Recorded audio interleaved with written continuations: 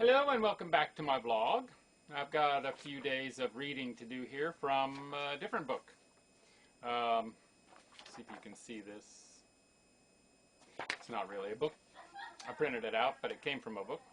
The Practice of Autosuggestion by the Method of Emile Coue, revised edition by C. Harry Brooks, with a foreword by Emile Coue. And I'm skipping the whole first section because it's mostly stories of people who have benefited from this. So I'm going to section 2, the nature of autosuggestion. To all in conflict with their own imperfections, this little book is dedicated. And I'm in conflict with my little imperfections, and I just got off the phone with one of Joe Vitale's miracle coaches. And I think I'm going to get some coaching in becoming a miracle maker, Miracle Max. So this is preface to the American edition, and like I say, I'm skipping the section that's background and case studies, but this is before that. To my American readers, a special word of gratitude is due for their generosity to this little book. I hope that it has given them as much encouragement and help as they have given me. In America, the home of so many systems of mental healing, it is perhaps even more necessary than in Europe to insist on the distinctive features of M. Coue's teaching, if I'm pronouncing that correctly. It is based not on transcendental or mystical postulates, but on the simple and acknowledged facts of psychology. This does not mean that it has no relation to religion. On the contrary, it has a very close one. Indeed, I hope in a future volume to point out its deep significance for the Christian churches. But that relationship remains in M. Coue's teaching unexpressed. The powers he has revealed are part of the natural endowment of the human mind. Therefore, they are available to all men, independently of adherence or non-adherence to any sect or creed. The method of M. Coue is in no sense opposed to the ordinary practice of medicine. It is not intended to supplant it, but to supplement it. It is a new ally, bringing valuable reinforcements to the common crusade against disease and unhappiness. Induced autosuggestion does not involve, as several hasty critics have assumed, an attack upon the will. It simply teaches that during the actual formulation of suggestions, that is for a few minutes daily, the will should be quiescent. At other times, the exercise of the will is encouraged. Indeed, we are shown how to use it properly, that is, without friction or waste of energy. And that is by C.H.B., C. Harry Brooks, 19 October 1922. And you know, Emile Coue, he's the one I think who, what most people know of him is, every day, in every way, I keep getting better and better. And I think that's all most people know. That's all I knew. Author's preface. The discoveries of Emile Coue are of such moment for the happiness and efficiency of the individual life that it is the duty of anyone acquainted with them to pass them on to his fellows, which is what I'm doing. The lives of many men and women are robbed of their true value by twists and flaws of character and temperament, which, while defying the efforts of the will, would yield rapidly to the influence of autosuggestion. Unfortunately, the knowledge of this method has hitherto been available in England only in the somewhat detailed and technical work of Professor Charles Baudoin, and in a small pamphlet printed privately by M. Coue, which has not been publicly exposed for sale. To fill this gap is the aim of the following pages. They are designed to present to the layman in non-technical form the information necessary to enable him to practice autosuggestion for himself. All readers who wish to obtain a deeper insight into the theoretical basis of autosuggestion are recommended to study Professor Baudoin's fascinating work, Suggestion and Autosuggestion. Although in these pages there are occasional divergences from Professor Baudoin's views, his book remains beyond question the authoritative statement on the subject. Indeed, it is hardly possible without it to form an adequate idea of the scope of autosuggestion.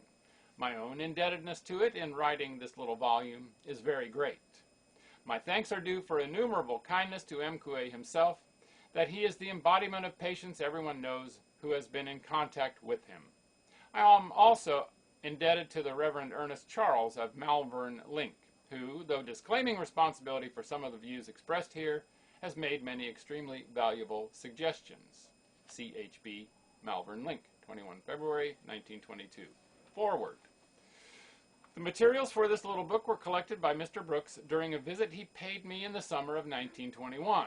He was, I think, the first Englishman to come to Nancy with the express purpose of studying my method of conscious autosuggestion. In the course of daily visits, extending over some weeks, by attending my consultations, and by private conversations with myself, he obtained a full mastery of the method, and we threshed out a good deal of the theory on which it rests. The results of this study are contained in the following pages. Mr. Brooks has skillfully seized on the essentials and put them forward in a manner that seems to me both simple and clear. The instructions given are amply sufficient to enable anyone to practice autosuggestion for himself or herself without seeking the help of any other person. It is a method which everyone should follow. The sick to obtain healing, the healthy to prevent the coming of disease in the future. By its practice, we can ensure for ourselves, all our lives long, an excellent state of health, both of the mind and the body. E. Coue, Nancy. So now we jump to section 2, first little part of chapter 4. Thought is a force. Autosuggestion is not a pseudo-religion like Christian Science or New Thought. It is a scientific method based on the discoveries of psychology.